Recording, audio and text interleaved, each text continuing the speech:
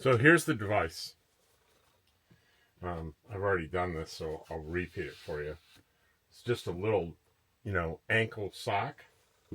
This is what the device looks like.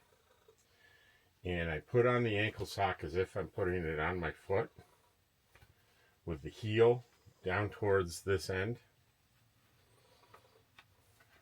Give it a nice stretch. You want to pull it all the way to the end. All right? Then you have these two ropes that you hold. Lower it down. Because trust me, one of the things you can't do is bend that leg up or cross that leg up over. So you get that in there, your foot in there, and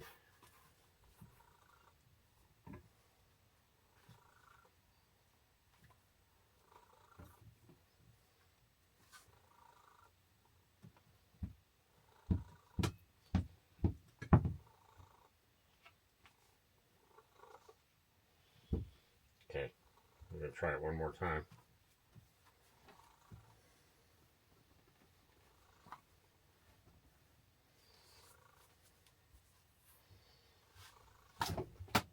And your sock is on. It takes a little practice, but you just saw me do it for the first time. So it's less awkward than that every subsequent time.